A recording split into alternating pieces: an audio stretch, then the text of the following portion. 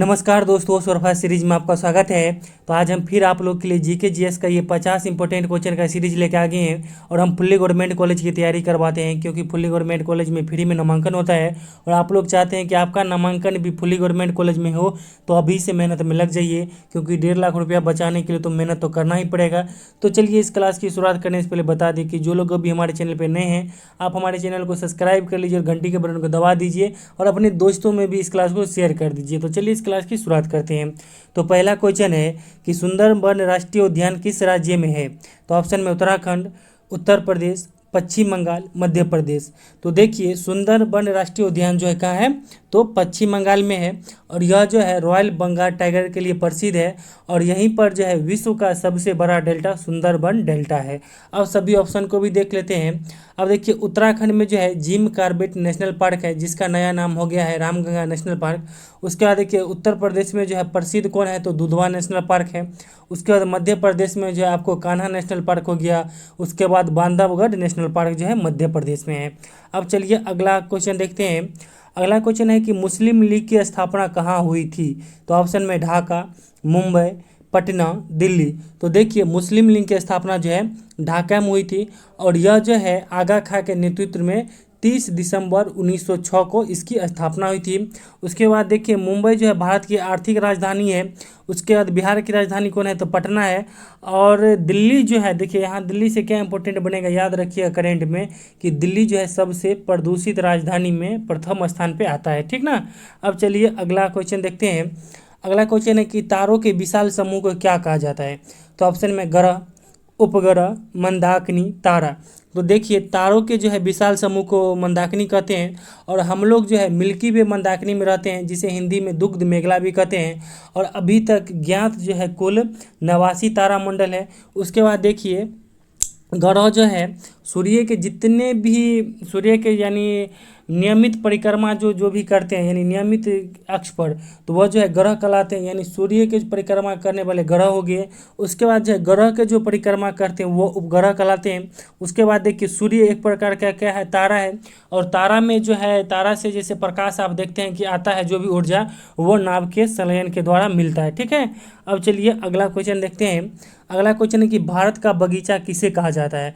तो ऑप्शन में बेंगलुरु, मुंबई, मदुरै, प्रयागराज। तो देखिए भारत का बगीचा जो है बेंगलुरु को कहा जाता है और भारत का सिलिकॉन सिटी भी बेंगलुरु को कहा जाता है और भारत का आईटी सिटी भी जो है बेंगलुरु को ही कहा जाता है। उसके बाद देखिए मदुरै जो है आपको मंदिरों का शहर कहलाता है और मुंबई जो है भारत की आर्थिक राजधानी है। उसके बाद देखिए प्रयागराज को जो है देवभूमि के नाम से जाना जाता है। और आप लोग के लिए एक सूचना क्या है?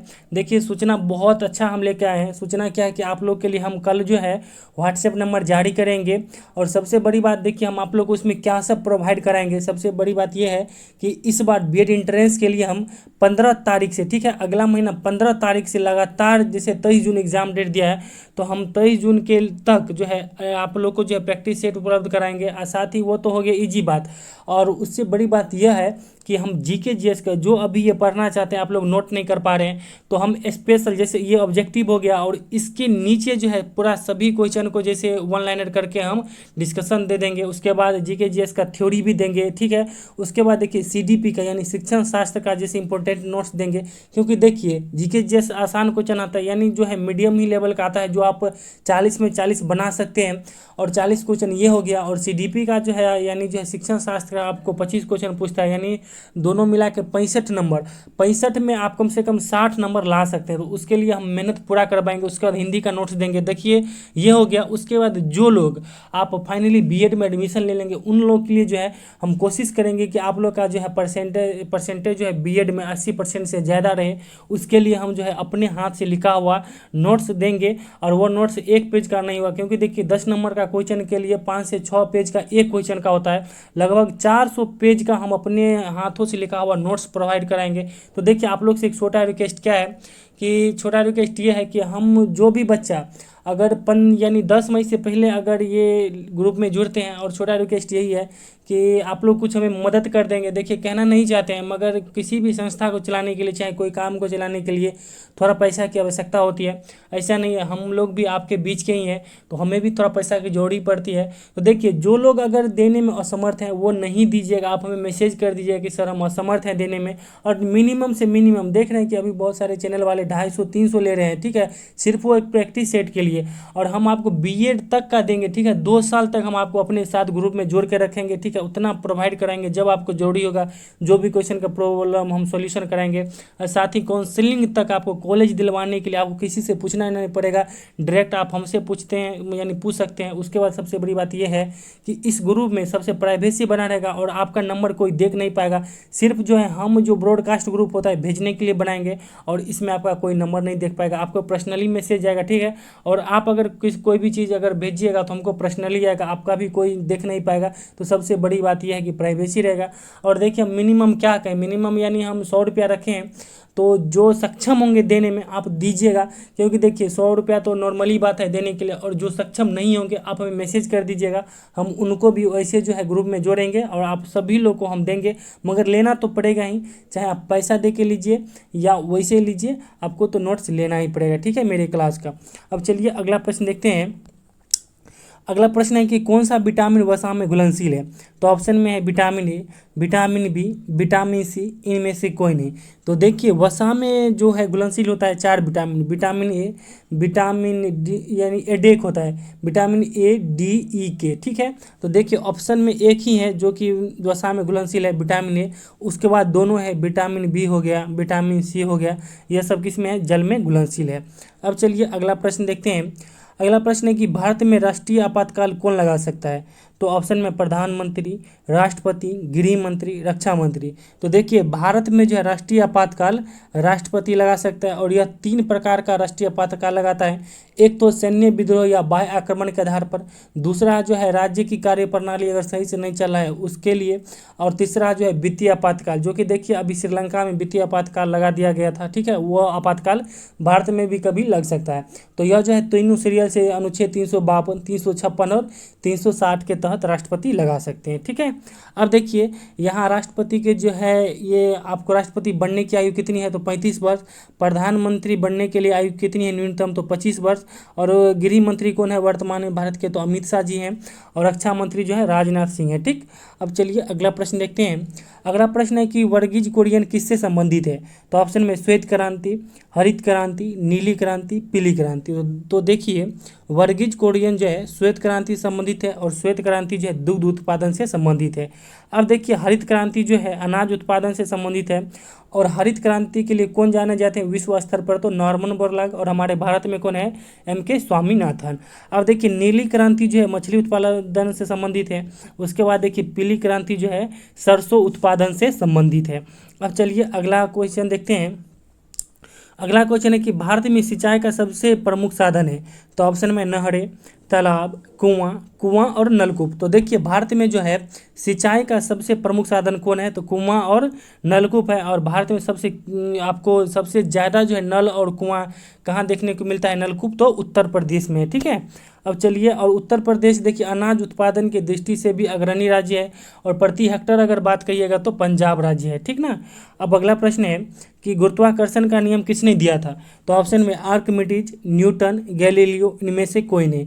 तो देखिए गुरुत्वाकर्षण का नियम जो है न्यूटन ने दिया था, और बल का ऐसा मात्रक क्या होता है, तो न्यूटन होता है। अब देखिए आर्किमिडीज जो है ये लॉ ऑफ फ्लोटिंग का सिद्धांत दिया था। उसके बाद देखिए गैलीलियो जो है ये टेलीस्कोप की खोज किया था, ठीक ना। अब चलिए अगला प्रश्न देखते हैं। अगला प्रश्न है कि भारत में हिमालय की सर्वोच्च पर्वत चोटी है। तो ऑप्शन में नंदा देवी, अरावली, अजंता, कंचनजंगा। तो देखिए भारत में जो है हिमालय की सर्वोच्च चोटी कौन है, तो कंचनजंगा है, जो कि सिक्किम राज्य में है। और इसकी ऊंचाई कितनी है, तो 8586 मीटर है। और उसके बाद देखिए आप लोग गलती क्या करते हैं, K2 गॉडगिन ऑस्टिन को मार देते हैं। मगर देखिए ये भारत का है, मगर अभी जो है पीओके में है, यानी पाकिस्तान के वो अधीन में, ठीक है। और देखिए नंदा देवी पर्वत चोटी कहाँ है, तो उत्तराखंड में है। अरावली जानते हैं कि यह राजस्थान से लेकर दिल्ली तक है।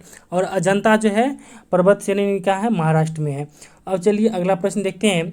अगला प्रश्न है कि पौधे में जल का परिवहन होता है, तो ऑप्शन में पत्तों के द्वारा, जाइलम के द्वारा, फ्लोएम के द्वारा, बाहरी त्वचा के द्वारा। तो देखिए पौधे में जो है जल का परिवहन किसके द्वारा होता है, तो पौधे में जो है जल का परिवहन जाइलम के द्वारा होता है, और पौधे में जो है खनिज लवण का परिवहन होता है फ्लोएम के द्वारा। अब आपको बताते हैं कि पौधे को जो है वृद्धि और विकास के लिए कुल जो है 16 पोषक तत्वों की आवश्यकता पड़ती है, ठीक ना। अब चलिए अगला क्वेश्चन देखते हैं। अगला क्वेश्चन है कि भारत के राष्ट्रीय गान को गाने के लिए कितना समय लगता है, तो ऑप्शन में 50 सेकेंड, 52 सेकेंड, 55 सेकेंड, 60 सेकेंड। तो देखिए भारत के राष्ट्रीय गान को गाने में कितना लगता है, तो 52 सेकेंड का समय लगता है। और इसके रचयिता कौन है राष्ट्रगान के, तो रविंद्रनाथ टैगोर हैं, और सबसे पहले कलकत्ता अधिवेशन में राष्ट्रगान 1911 में गाया गया था। अब चलिए अगला क्वेश्चन देखते हैं। अगला क्वेश्चन है कि आतिशबाजी में हरा रंग किसके कारण दिखाई देता है, तो ऑप्शन में सोडियम, बेरियम, कैल्शियम, पोटेशियम। तो देखिए आतिशबाजी में जो है हरा रंग किसके कारण दिखाई देता है, तो बेरियम के कारण। उसके बाद पीला रंग जो है सोडियम के कारण दिखाई देता है। और देखिए सोडियम को जो है किस में रखा जाता है, तो मिट्टी के तेल में, और इसे आसानी से चाकू से भी आप काट सकते हैं। उसके बाद पोटेशियम को भी चाकू से आसानी से काट सकते हैं, और पोटेशियम को जो है किस में रखा जाता है, तो जल में, यानी व्हाइट पोटेशियम को जो है जल में रखा जाता है, क्योंकि जल के बाहर लाइएगा तो वो अपने आप आग धर लेता है उसमें। उसके बाद देखिए हमारे हड्डी को मजबूत रहने के लिए किसकी जरूरी होती है, तो कैल्शियम की जरूरी होती है, उसके साथ फास्फोरस की भी। अब चलिए अगला प्रश्न देखते हैं। अगला प्रश्न है कि तानसेन किसके दरबार में रहते थे, तो ऑप्शन में जहांगीर, शाहजहां, अकबर, कुमारगुप्त। तो देखिए तानसेन जो है अकबर के दरबार में रहते थे, और इसको जो है अकबर ने जो है कंठाभरण वाणी विलास की उपाधि दिया था। और अकबर का मकबरा कहाँ है, तो अकबर का मकबरा सिकंदरा उत्तर प्रदेश में है, जहांगीर का मकबरा लाहौर में है, शाहजहां का मकबरा आगरा में है। और देखिए नालंदा विश्वविद्यालय की स्थापना किसने किया था, तो कुमारगुप्त ने किया था। और ये किस वंश के शासक थे, तो ये गुप्त वंश के शासक थे। अब अगला प्रश्न है कि भारतीय संविधान का अंतिम रक्षक कौन है, तो ऑप्शन में उच्चतम न्यायालय, राष्ट्रपति, संसद, प्रधानमंत्री। तो देखिए भारतीय संविधान का जो है अंतिम रक्षक कौन होता है, तो ये होता है उच्चतम न्यायालय, यानी सुप्रीम कोर्ट होता है, ठीक है। अब देखिए संसद जो है 3 भाग से मिलकर बना होता है, कौन कौन, राष्ट्रपति, राज्यसभा, लोकसभा। और देखिए राष्ट्रपति कौन है, अभी रामनाथ कोविंद जी है, और प्रधानमंत्री कौन है, नरेंद्र मोदी हैं। अब अगला प्रश्न है कि भारत में सर्वाधिक वर्षा किस मानसून से होती है, तो ऑप्शन में उत्तर पूर्वी, दक्षिण पश्चिम, दक्षिण पूर्वी, इनमें से कोई नहीं। तो देखिए भारत में जो है सर्वाधिक वर्षा जो है दक्षिण पश्चिम मानसून से होती है, और सबसे ज़्यादा वर्षा कहाँ होती है, तो मेघालय राज्य के मौसिनराम में होती है। और देखिए उत्तर पूर्वी मानसून से जो है लौटते हुए वर्षा ठंडा के मौसम में तमिलनाडु में होती है। अब चलिए अगला प्रश्न देखते हैं। अगला प्रश्न है कि यहाँ छोटा करना पड़ जाएगा ना। अगला प्रश्न है कि कांग्रेस का गर्म दल और नरम दल में विभाजन कब हुआ था, तो ऑप्शन में 1885, 1907, 1917, 1924। तो देखिए कांग्रेस का जो है गर्म दल और नरम दल में विभाजन 1907 ईस्वी में हुआ था। उसके बाद देखिए कांग्रेस का ये स्थापना हुआ था 1885 में मुंबई में हुआ था। उसके बाद देखिए 1917 में जो है भारतीय राष्ट्रीय कांग्रेस की पहली महिला अध्यक्षता की थी एनी बेसेंट। और 1924 में एकमात्र अधिवेशन बेलगांव में जो है महात्मा गांधी ने भाग लिए थे। अब अगला प्रश्न है कि वायु दाब में अचानक आने वाली कमी किसका सूचक होती है, तो ऑप्शन में स्वच्छ मौसम, आंधी तूफान, घना बादल, भूकंप। तो देखिए वायु दाब में जो है अचानक आने वाली कमी जो है आपको आंधी तूफान का सूचक होता है। और जो है वायु दाब को जो है बैरोमीटर से मापा जाता है, और भूकंप को किससे मापा जाता है, तो सिस्मोग्राफ से। और देखिए बादल की गति यहाँ तो घना बादल की गति को जो है नेफोस्कोप से मापा जाता है। अब चलिए अगला प्रश्न देखते हैं।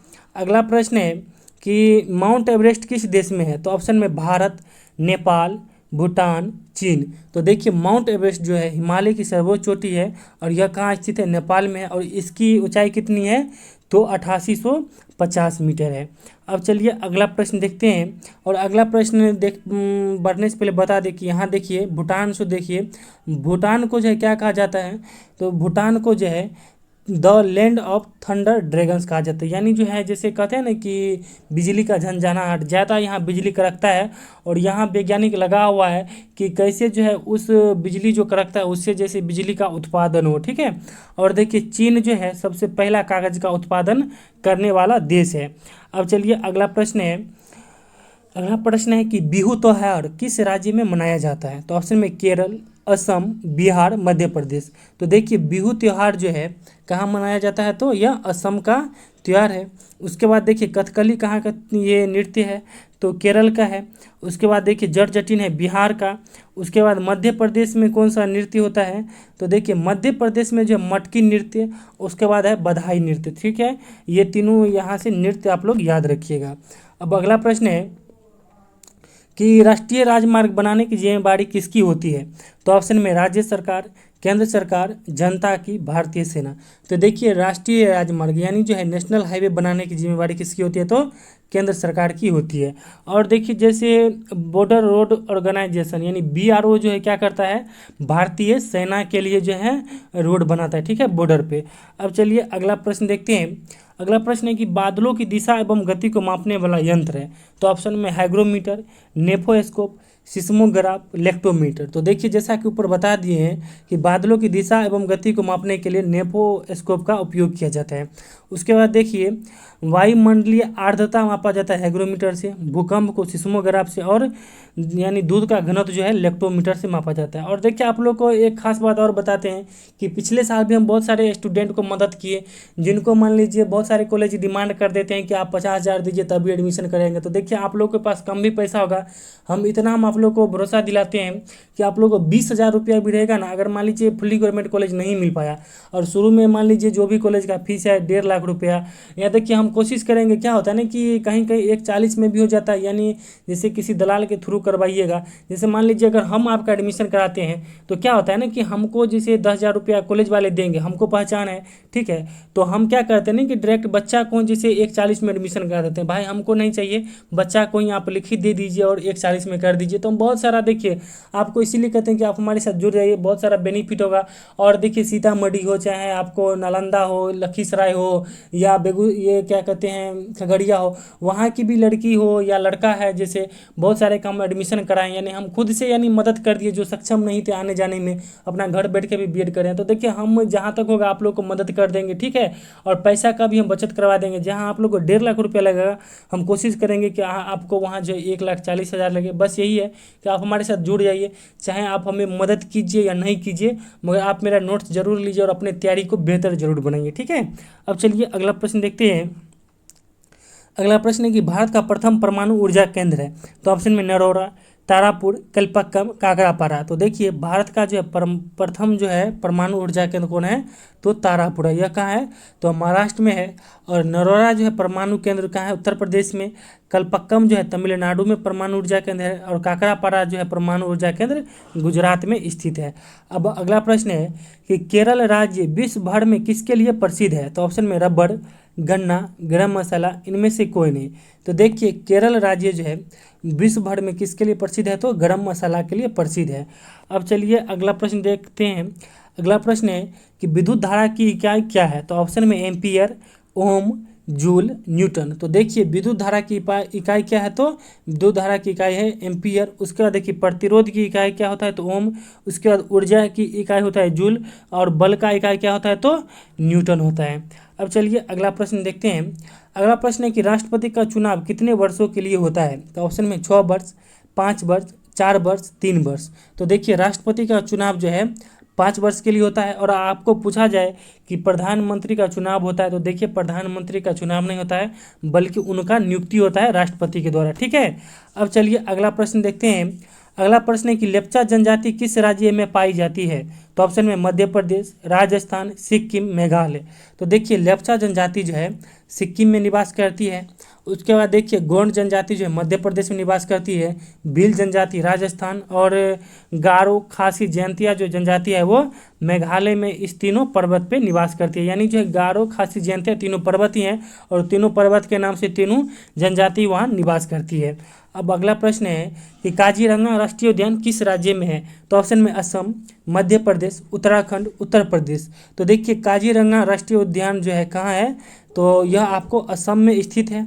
अब सभी को देख लेते हैं। मध्य प्रदेश में जो है कान्हा है, बांधवगढ़ है। उसके बाद देखिए जिम कॉर्बेट नेशनल पार्क हो गया, और उसका नया नाम क्या हो गया आपको, रामगंगा। यह कहाँ है, उत्तराखंड में है। और दुधवा जो है राष्ट्रीय उद्यान ये जो है उत्तर प्रदेश में है। और देखिए यह कुछ जो लगता है शायद रिपीट हो गया, इसके ऊपर भी यह क्वेश्चन शायद था। ठीक है, कोई बात नहीं, रिपीटेशन होना भी चाहिए। ठीक है, इससे आपका तैयारी और बेहतर होगा। अब अगला क्वेश्चन है कि पूना समझौता कब हुआ था, तो ऑप्शन में 1930, 1931, 1932, 1942। तो देखिए पूना समझौता जो है 1932 में हुआ था। यह जो है समझौता महात्मा गांधी और डॉक्टर भीमराव अंबेडकर के बीच में हुआ था।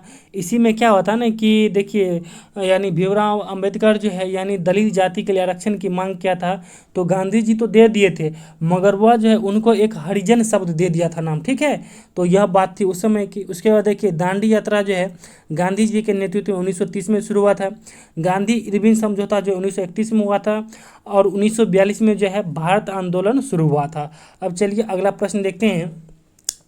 अगला प्रश्न है कि आधुनिक युग का मनु किसे कहा जाता है, तो ऑप्शन में राजा राम मोहन राय, महात्मा गांधी, भीमराव अंबेडकर, सरदार पटेल। तो देखिए आधुनिक युग का मनु जो है भीमराव अंबेडकर को कहा जाता है। और देखिए आधुनिक भारत का निर्माता जो है राजा राम मोहन राय को कहा जाता है। और महात्मा गांधी को जो है राष्ट्रपिता कहा जाता है। और सरदार पटेल जो है एकीकरण यानी राष्ट्र को एकीकरण के लिए जाना जाता है। यानी जितने भी हैदराबाद हो या जितने भी जो है छिटपुट रजवाड़े थे, सबको जो है भारत संघ में इन्होंने ही अपने प्रयास से मिलाए थे। इसीलिए इन्हें जो है एकीकरण का जनक कहा जाता है। अब अगला प्रश्न है कि भारत के किस राज्य में समान नागरिक संहिता लागू है, तो ऑप्शन में मेघालय, केरल, गोवा, उत्तर प्रदेश। तो देखिए भारत के जो है गोवा राज्य में जो है समान नागरिक संहिता लागू है। समान नागरिक संहिता का मतलब हो गया कि यहाँ मतलब समान काम के लिए समान वेतन। अगर आप टीचर हैं, अगर आप भी 8 घंटा पढ़ाते हैं, अगर किन्हीं टीचर का 50,000 है तो आपका भी 50,000 वहाँ है, यानी सबको समान वेतन वहाँ पर मिलता है। ठीक है, अब देखिए यहाँ से और बता देते हैं कि यह ऐसा पहला राज्य है जहाँ जो है अभी तक पूरा स्वच्छ नल जल योजना के तहत पानी हर घर तक पहुंच गया है। ठीक है, और मेघालय में बता दिए कि भारत में सबसे ज़्यादा वर्षा होता है। और मेघालय में आपको गारो, खासी, जयंतिया ये जनजाति पाई जाती है। और केरल जो है सबसे शिक्षित राज्य है। उसके बाद मसाला के लिए प्रसिद्ध राज्य है। उसके बाद देखिए उत्तर प्रदेश जो है अनाज उत्पादन के लिए अग्रणी राज्य है। अब चलिए अगला प्रश्न है कि वास्को डी गामा भारत के किस समुद्री तट पर आया था, तो ऑप्शन में गोवा, कालीकट, मैंगलोर, कोचिन। तो देखिए वास्को डी गामा जो है 1498 कालीकट बंदरगाह पर आया था। और कालीकट के उस समय के ये शासक कौन थे, तो जमोरिन को जो है ये मिले थे और फिर इन्होंने जो है व्यापार की अनुमति मांगी थी। अब चलिए अगला प्रश्न देखते हैं। अगला प्रश्न है कि भारत की अर्थव्यवस्था कैसी है, तो ऑप्शन में समाजवादी, पूंजीवादी, मिश्रित, इनमें से कोई नहीं। तो देखिए भारत की अर्थव्यवस्था जो है मिश्रित अर्थव्यवस्था, यानी जो समाजवादी भी है और पूंजीवादी भी है। यानी जो है यानी यहाँ प्राइवेट आदमी का भी हक है और सरकार का भी हक है। ठीक है, दोनों का लिमिटेड चलता है। यहाँ देखते हैं कोई कंपनी रहता है तो लिमिटेड रहता है, तो इसीलिए यह जो है मिश्रित अर्थव्यवस्था है। क्योंकि देखिए जब आपको द्वितीय विश्व युद्ध के बाद देश का जैसे 2 गुट में विभाजन हो रहा था, एक समाजवादी ग्रुप और एक पूंजीवादी, तो देखिए भारत क्या किया कि देखिए रसिया जो है समाजवादी ये विचारधारा का, ठीक है, और अमेरिका जो है पूंजीवादी विचारधारा का है। तो यह क्या किया कि किसी के पक्ष में नहीं जाके न्यूट्रल रहा और दोनों के बीच का रास्ता निकाला, यानी मिश्रित अर्थव्यवस्था निकाला था। अब चलिए अगला प्रश्न देखते हैं। अगला प्रश्न है कि समुद्री जल की औसत लवणता है, तो ऑप्शन में 20%, 25%, 30%, 35%। तो देखिए समुद्री जल की जो है औसत लवणता कितनी है, तो 35% है। और समुद्री जल में जो है सोडियम क्लोराइड पाया जाता है। अब चलिए अगला प्रश्न देखते हैं। अगला प्रश्न है कि रॉकेट किस सिद्धांत पर कार्य करता है, तो ऑप्शन में न्यूटन का प्रथम नियम, न्यूटन का द्वितीय नियम, न्यूटन का तृतीय नियम, इनमें से कोई नहीं। तो देखिए रॉकेट जो है न्यूटन के तृतीय नियम पर आपको कार्य करता है। ठीक है, यानी क्रिया के बराबर प्रतिक्रिया के बल पर। ठीक है, अब चलिए अगला प्रश्न देखते हैं। अगला प्रश्न है कि राजस्थान की राजधानी है, तो ऑप्शन में लखनऊ, जयपुर, भोपाल, गांधीनगर। तो देखिए राजस्थान की राजधानी जो है जयपुर है, उत्तर प्रदेश की राजधानी लखनऊ है, मध्य प्रदेश की राजधानी भोपाल है, और गुजरात की राजधानी कौन है, तो गांधीनगर है। अब चलिए अगला प्रश्न देखते हैं। अगला प्रश्न है कि खसरा किसके संक्रमण के कारण होता है, तो ऑप्शन में जीवाणु, विषाणु, कवक, प्रोटोजोआ। तो देखिए खसरा जो है विषाणु के कारण होता है, विषाणु के कारण हो गया खसरा, हो गया एड्स, हो गया पोलियो, हो गया, ये सब जो है खसरा यानी विषाणु के कारण होता है। उसके बाद देखिए जीवाणु के कारण हो गया एड्स, हो गया टाइफाइड, हो गया, यह सब किसके कारण होता है, जीवाणु के कारण। कवक के कारण देखिए खाज खुजली जो हो जाता है, यह सब जो है कवक के कारण। प्रोटोजोआ के कारण खासकर पायरिया देखने को मिलेगा, या आपको ये जैसे मलेरिया होता है प्रोटोजोआ के ही द्वारा होता है। ठीक है, अब चलिए अगला प्रश्न देखते हैं। अगला प्रश्न है कि नोबेल पुरस्कार की स्थापना किस देश ने की थी। तो ऑप्शन में अमेरिका, भारत, स्वीडन, चीन। तो देखिए नोबेल पुरस्कार की स्थापना जो है स्वीडन के द्वारा किया गया था। ठीक है, और देखिए भारत में जो है सबसे पहला नोबेल पुरस्कार किसको मिला था, तो रविंद्रनाथ टैगोर को जो है साहित्य के क्षेत्र में मिला था। उसके बाद देखिए भारत में पहली महिला कौन है नोबेल पुरस्कार, तो मदर टेरेसा को शांति के क्षेत्र में मिला था। उसके बाद देखिए अमर्त्य सेन को भारत में अर्थशास्त्र के लिए मिला नोबेल पुरस्कार। उसके बाद देखिए आपको इसको सीवी रमन को जो है प्रकाश के प्रकीर्णन खोज के लिए मिला था नोबेल पुरस्कार, यानी भौतिकी का। अब अगला प्रश्न है कि दुर्गा पूजा किस राज्य का पवित्र त्योहार है। तो ऑप्शन में पश्चिम बंगाल, बिहार, महाराष्ट्र, उत्तर प्रदेश। तो देखिए दुर्गा पूजा जो है पश्चिम बंगाल को जो है पवित्र त्यौहार है, या प्रसिद्ध त्यौहार भी कह सकते हैं। उसके बाद देखिए बिहार हो गया, उत्तर प्रदेश हो गया, यानी खासकर पूर्वांचल एरिया की बात कहा जाए तो यहाँ का पवित्र त्यौहार कौन है, तो छठ है। उसके बाद देखिए गणपति कहाँ का पवित्र त्यौहार है, तो महाराष्ट्र का है। और उत्तर प्रदेश का भी यही छठ हो गया, यह सब कहाँ है, होली हो गया, खासकर पूर्वांचल का ये पवित्र त्यौहार है। अब अगला प्रश्न है कि निम्न में सबसे छोटा पक्षी कौन है। तो ऑप्शन में कबूतर, गुंजन पक्षी, शुतुरमुर्ग, मयूर। तो देखिए सबसे छोटा पक्षी जो है गुंजन पक्षी है, और यह पीछे की तरफ भी उड़ सकता है। और सबसे बड़ा जीवित पक्षी अभी वर्तमान में शुतुरमुर्ग है, और इसके अंडा का वजन कितना होता है, तो 2 kg होता है। और भारत का राष्ट्रीय यानी पक्षी कौन है, तो मयूर है। अब चलिए अगला प्रश्न देखते हैं। अगला प्रश्न है कि बैटरी का आविष्कार किसने किया था। तो ऑप्शन में वोल्टा, फ़ारेनहाइट, वाटरमैन, ग्राहम बेल। तो देखिए बैटरी का आविष्कार जो है किसने किया था, तो वोल्टा ने किया था। उसके बाद आप देखिए कि फ़ारेनहाइट जो है थर्मामीटर का आविष्कार किया था। उसके बाद देखिए ग्राहम बेल किसका आविष्कार किया था, तो ग्राहम बेल जो है टेलीफोन का आविष्कार किया था। और वाटरमैन किसका आविष्कार किया था, तो इसका आप लोग कमेंट बॉक्स में ज़रूर दीजिएगा, क्योंकि हम पिछला 2-3-4 सेट में जो है बहुत बार वाटरमैन के बारे में बता दिए हैं। तो आप लोग इसका आंसर जरूर कमेंट बॉक्स में दीजिएगा। अब अगला प्रश्न है कि नीलगिरी के पहाड़ी क्षेत्रों में किसकी खेती की जाती है। तो ऑप्शन में चाय, रबड़, कॉफ़ी, इलायची। तो देखिए नीलगिरी के पहाड़ी क्षेत्रों में जो है किसकी खेती की जाती है, तो रबड़ की। और देखिए नीलगिरी की पहाड़ी जो है कुरिंजी पुष्प के लिए प्रसिद्ध है, और कुरिंजी पुष्प जो है 12 साल में एक बार उगता है। सोचिए कितना वो अच्छा फूल है, और वहाँ उस समय जो है 12 साल में एक बार कुरिंजी पुष्प को देखने के लिए देश विदेश से पर्यटक आते हैं। और देखिए चाय उत्पादन के लिए भारत का असम राज्य प्रसिद्ध है, कॉफ़ी उत्पादन के लिए कर्नाटक है, और इलायची उत्पादन के लिए जो है आपको कौन है, केरल है। उसके बाद सिक्किम भी है, सिक्किम जो है बड़ी इलायची, और छोटी इलायची के लिए कौन है, तो केरल है। अब चलिए अगला प्रश्न देखते हैं। अगला प्रश्न है कि भारत के प्रमुख खाद्य फसल है। तो ऑप्शन में चावल, गेहूँ, गन्ना, चना। तो देखिए भारत की प्रमुख खाद्य फसल कौन है, तो चावल है, क्योंकि देखिए हम लोग चावल अगर एक टाइम नहीं खाएंगे तो वो पेट भरने वाला नहीं है। उसके बाद देखिए गेहूं उत्पादन में अग्रणी राज्य कौन है, तो उत्तर प्रदेश है। गन्ना उत्पादन में भी उत्तर प्रदेश है, और चना उत्पादन में कौन है, तो गुजरात राज्य अग्रणी है।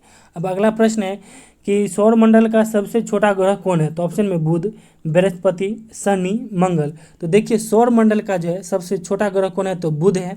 और सबसे बड़ा ग्रह कौन है, तो बृहस्पति है। और शनि ग्रह जो है यानी एकमात्र तैरने वाला ग्रह है, और इसके चारों ओर जो है वलय लगा है। और मंगल ग्रह को जो है लाल ग्रह भी कहा जाता है, और यहाँ जो है जीवन की संभावना को देखा जा सकता है। अब अगला प्रश्न है कि निम्न में से किस सदन में प्रतिनिधि की संख्या सबसे अधिक है। यानी क्वेश्चन है, फिर से पढ़ देते हैं कि निम्न में से किस सदन में प्रतिनिधि की संख्या अधिक है। तो ऑप्शन में लोकसभा, राज्यसभा, विधानसभा, विधान परिषद। तो देखिए लोकसभा में जो है सबसे ज़्यादा प्रतिनिधि की संख्या होता है 552 है। उसके बाद राज्यसभा में देखिए 252 है, और उसके यानी 250 है। और विधानसभा में देखिए सब राज्य की अलग अलग है। सबसे ज़्यादा अगर बात की जाए तो उत्तर प्रदेश के विधानसभा में जो है 403 सीटें हैं, और हम लोग के बिहार में कितना है तो 243 है। और ये बिहार विधानसभा में जो है यानी 75 सीटें हैं, और बिहार में जो है राज्यसभा की सीटें कितनी है तो 16 है। अब चलिए अगला प्रश्न देखते हैं। अगला प्रश्न है कि रजत क्रांति किससे संबंधित है। तो ऑप्शन में मछली उत्पादन, अंडा उत्पादन, सरसों उत्पादन, पेट्रोलियम उत्पादन। तो देखिए रजत क्रांति जो है अंडा उत्पादन से संबंधित है। उसके बाद देखिए नीली क्रांति किससे संबंधित है तो मछली उत्पादन से संबंधित है। पीली क्रांति सरसों उत्पादन, और काली क्रांति जो है पेट्रोलियम उत्पादन से संबंधित है। अब चलिए अगला प्रश्न देखते हैं। अगला प्रश्न है कि सरोजिनी नायडू किस वर्ष कांग्रेस अधिवेशन की अध्यक्षता की थी। तो ऑप्शन में 1907, 1917, 1925, 1929। तो देखिए सरोजिनी नायडू जो है कब की थी तो इन्होंने जो है 1925 में जो है भारतीय राष्ट्रीय कांग्रेस की अध्यक्षता की थी, और भारत की पहली महिला थी जो कि भारतीय राष्ट्रीय कांग्रेस की अध्यक्षता की थी। और 1907 में देखिए भारतीय राष्ट्रीय कांग्रेस का विभाजन हुआ था गर्म दल और नरम दल में। 1917 में जो है पहली महिला थी एनी बेसेंट जो राष्ट्रीय कांग्रेस की अध्यक्षता की थी। उसके बाद देखिए 1929 का लाहौर अधिवेशन का अध्यक्षता किसने किया था तो जवाहरलाल नेहरू ने किया था, ठीक ना। अब अगला प्रश्न है कि भारत की सबसे पूर्वी बिंदु किस राज्य में है। तो ऑप्शन में अरुणाचल प्रदेश, गुजरात, जम्मू कश्मीर, तमिलनाडु। तो भारत की जो है सबसे पूर्वी बिंदु जो है किबिथू अरुणाचल प्रदेश में है, और सबसे पश्चिमी बिंदु जो है गौरमाथा गुजरात में है, और सबसे उत्तरी बिंदु जो है इंदिरा कौलका है जम्मू कश्मीर में है, और इंदिरा पॉइंट जो है तमिलनाडु के आगे जो है कन्याकुमारी में, ठीक है। अब अगला प्रश्न है कि दही में कौन सा अम्ल पाया जाता है। तो ऑप्शन में लैक्टिक अम्ल, हाइड्रोक्लोरिक अम्ल, टार्टिक अम्ल, इनमें से कोई नहीं। तो देखिए दही में जो है कौन सा अम्ल पाया जाता है तो लैक्टिक अम्ल पाया जाता है।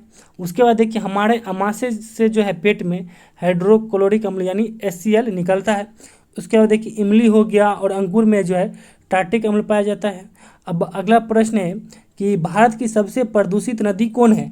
तो इसका आंसर आप लोग कमेंट बॉक्स में दीजिएगा। एक ऊपर क्वेश्चन छोड़ दिए हैं और एक यह क्वेश्चन है, दोनों का आंसर आप लोग कमेंट बॉक्स में दीजिएगा। चाहे किसी बुक से देख के दीजिए, गूगल से देख के दीजिए, मगर आंसर आप लोग जरूर दीजिएगा और आपके आंसर का इंतजार रहेगा।